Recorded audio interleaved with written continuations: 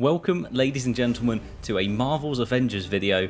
And before we get right into it, I just want to say, I don't know if I'll sound much different or not, but I've got a new microphone, and it means that I won't have to put the background music up quite as loud as I did before, because my actual reasoning for that was because my previous microphone, which was very cheap, it cost about £10–15, that was actually picking up the background noise of my PC whirring away, and so I have background music playing at quite a higher volume to cover it up, so I'm still going to have the backing music, but I'm not going to have to worry about turning it up so loud. It will just be a nice little ambiance thing in the background. But the reason for this video is coming from an IGN article, as it always does, and it is from an interview with Crystal Dynamics' Sean Escaig. I want to say it's Sean Escaig. I'll throw his name up on the screen now, and I hope I have pronounced his name right, but I might as well go for pure confidence in stupidity, and that's how I'll refer to him throughout the video. And this whole article is talking about why they chose Crystal Dynamics, how they trust them, because they took Tomb Raider and revived her completely with a new take on the character compared to how she was perceived before, and they want them to do the same with the Avengers, make new characters on IP that everyone loves, and tell a fresh, modern story with them. However, I'm not going to go through the entire article here. I will leave a link to it down below, but I wanted to talk about just one line that really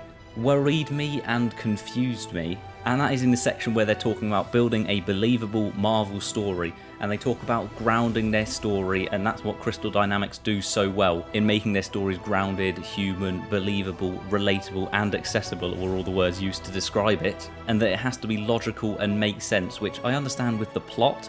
However, you are dealing with characters that are completely mystical, and making that completely logical might not be the best way to go. And I only say that because then they talk about two elements that they grounded. As Sean Escaig said, you have things like the helicarrier. It flies, it doesn't just go in water, it flies, and that's awesome. And then he says that Thor isn't Asgardian, and he says that people will go with it as long as there is a strong, relatable story, and then they can go crazy with the action, which I absolutely agree with the second two bits, that as long as there's a strong, relatable story and the action's amazing, then the game will be really well received. But saying that Thor isn't Asgardian is completely ignoring and throwing to the side the whole basis of his character. There's also some serious thematical errors. I replied to a tweet, I'll put my Twitter up here. I don't really use it like I use YouTube, but I will retweet and put a few things up that I'm actually interested in if you do want to give me a follow. But I replied to a tweet by Evan Falaka of the Spidey Squad, just stating that I was worried about the fact that they were claiming that Thor isn't actually Asgardian, and he replied with a bit more information, which is why I'm bringing this up, because he said that Thor directly mentions Asgard during A-Day,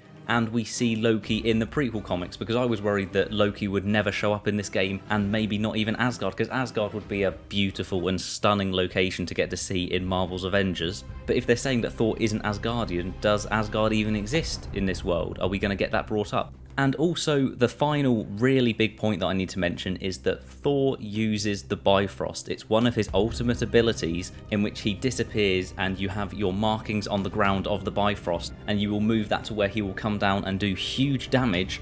And that doesn't make any sense if Thor isn't Asgardian. They might be saying that Heimdall doesn't exist at all and he's not controlling it. Maybe Thor has the ability to do it himself. But where's he teleporting to if not Asgard? And what's he using for that power other than the Rainbow Bridge and the Bifrost? So I really do hope that they address this in the future, because Thor is Asgardian and that statement is completely insane. And as I said, if you want to read the rest of this article, it's actually quite an interesting read, apart from those two lines that really threw me off. The link will be down below, and I'm not saying that suddenly Marvel's Avengers is going to be a bad game. I think it's going to actually be a really great game, and with future support that you never know, we might see Asgard pop up as free DLC. But that is all for this video.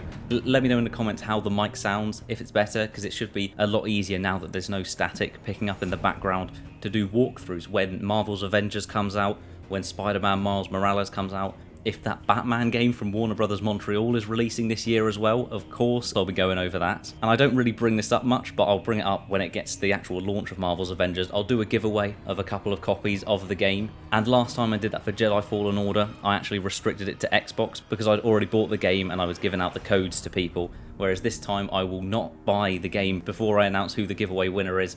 I will give you a choice of what platform you want to win it on, but there'll be more information on that as we get closer to the release of Marvel's Avengers. I just thought I'd mention it now for anyone who's for some reason still here at the end of the video.